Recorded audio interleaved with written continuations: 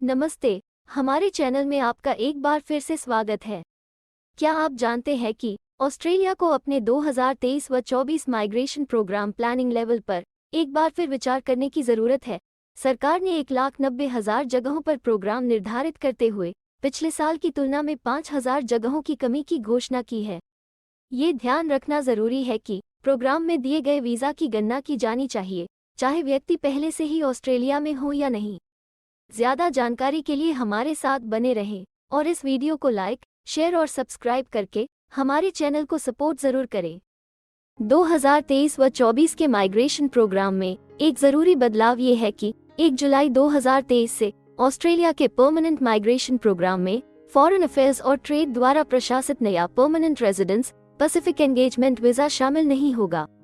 इस एक्सक्लूजन का कारण साफ नहीं है, लेकिन ऐसा प्रतीत होता है कि यह DFAT के अलगाव और पब्लिक सर्विस के अंदर श्रेष्ठता से बना है। ये दृष्टिकोण पार्किंसन रिव्यू के एक मेजर रिकमेंडेशन का खंडन करता है, जो उनकी पॉलिसी और एडमिनिस्ट्रेशन दोनों में कंपैटिबिलिटी सुनिश्चित करने के लिए एक एजेंसी के तहत केंद्रीकृत वीज़ा पॉलिसी और डिजाइन का सुझाव देता है।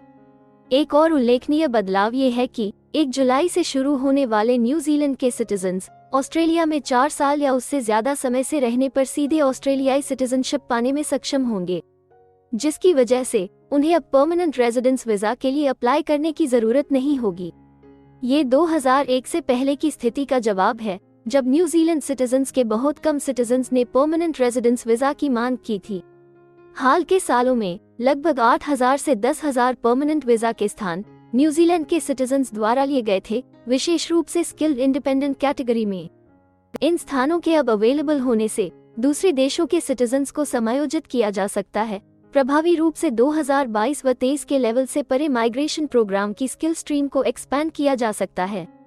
इस टेबल में 2023 व 24 माइग्रेशन प्रोग्राम के लिए प्लानिंग लेवल दिखाया गया है। एम्प्लॉयर स्पॉन्सर्ड वीजा के लिए जगहों में बढ़ोतरी को एक पॉजिटिव पॉलिसी कदम के रूप में देखा जा रहा है।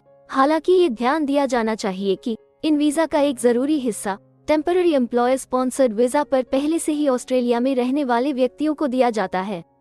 सरकार ने लगभग एक दशक तक तकरीबन $53,000 पर स्थिर रहने के बाद टेम्पररी एम्प्लॉयर स्पॉन्सर्ड वीजा के लिए मिनिमम सैलरी में लगभग $70,000 की वृद्धि की भी घोषणा की है। पार्किंसन रिव्यू द्वारा रेकमेंडेड इन वीजा के लिए एम्प्लॉयर के ऑब्लिगेशंस की निगरानी और बदलाव को मजबूत करना एक पॉजिटिव बदलाव माना जाता है। इसके अलावा एम्प्लॉयर स्पॉन्सर्ड परमानेंट वीजा के पाथवे को टेम्पररी एंट्रेंस के लिए ज्यादा आसान बनाने के उद्देश्य से किए गए बदलावों को फायदेमंद पॉलिसी एडजस्टमेंट्स में देखा जाता है। हालांकि स्किल्ड इंडिपेंडेंट कैटेगरी के लिए जगहों में थोड़ी कमी की गई है, न्यूजीलैंड के सिटीजन्स से संबंधित बदलावों की वजह से प्रभावी रूप से बढ़ोतरी हुई है और मौजूदा सिलेक्शन क्राइटेरिया को पूरा करने वाले पर्याप्त एप्लीकेंट्स को खोजने में चुनौती निहित है, क्योंकि मिनिस्टर ओनील ने इन क्राइटेरिया के संभावित कड़े होने का संकेत दिया है। रीजनल और स्टेट टेरिटरी नॉमिनेटेड कैटेगरीज में कटौती, जो काफी हद तक लेबर मार्केट की कंडीशंस पर निर्भर करती है और हर एक रीजन में कमी का सामना कर रहे ऑक्यूपेशंस में योग्यता के साथ एप्लीकेशंस की मात्रा हर एक स्टेट की सिचुएशन से काफी प्रभावित होगी। पिछले साल में ज्यादातर स्टेट और टेरिटरी की सरकारें अपने एलोकेशन को भरने के लिए संघर्ष करती रही थीं और उन्हें सिलेक्शन के क्राइटेरिया में जरूरी बदलाव करने पड़े थे। Business innovation and investment program के लिए प्लानिंग लेवल में जरूरी कमी एप्लीकेशंस की कमी को नहीं दर्शाती है, बल्कि ये चिंता है कि यह रेंज पॉजिटिव बजट या इकोनॉमिक आउटकम्स नहीं दे रही है। दूसरी ओर ग्लोबल टैलेंट इंडिपेंडेंट वीजा के लिए स्थानों का रखरखाव इस कैटेगरी के क्राइटेरिया की हाईली सब्जेक्टिव प्रकृति के कारण चिंता पैदा करता है, जिससे ये करप्शन के जोखिमों के प्रति सेंसिटिव हो जाता है। यह आश्वस्त करेगा कि डिपार्टमेंट ऑफ होम अफेयर्स यह संकेत देना जारी रखता है कि पार्टनर वीजा कैटेगरी को कानून द्वारा आवश्यक मांग के आधार पर मैनेज किया जाएगा। ये पिछले मंत्री डटन के कार्यकाल के दौरान पिछले दृष्टिकोण से डिपार्चर का प्रतीक है। अब एक जरूरी सवाल यह उठता है कि क्या वीजा सिस्टम को कड़ा करने के लिए पार्किंसन रिव्यू की रिकमेंडेशंस को अपनाने और वीजा पर निक्सन रिव्यू की रिकमेंडेशंस के पूरी इम्प्लीमेंटेशन के साथ साथ लेबर मार्केट में एक जरूरी कमजोर पड़ने पर प्लानिंग लेवल को बनाए रखा जा सकता है। अगर ये फैक्टर काम करते हैं तो यह उम्मीद की जाती है कि नेट माइग्रेशन लेवल काफी हद तक कम हो जाएगा, संभावित रूप से हाल ही में ट्रेजरी द्वारा फोरकास्ट के अंदाजे से काफी नीचे गिर रहा है।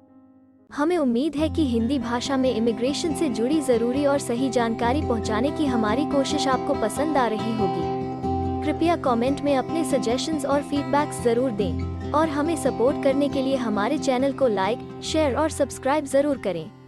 और हाँ, बेल आइकॉन को दबाना मत भूलिएगा। अपना कीमती समय देने के लिए धन्यवाद। एक और वीडियो के साथ आपसे फिर मुलाकात होगी। अगर आपको किसी और मदद की जरूरत है या फिर आप अपने विदेश जाने के सपने के लिए किसी भी चीज में पूछताछ करना चाहते हैं, तो आप हमारी रजिस्टर्ड माइग्रेशन कंसल्टेंट्स की टीम के साथ एक एक्सपर्ट काउंसलिंग सेशन बुक कर सकते हैं।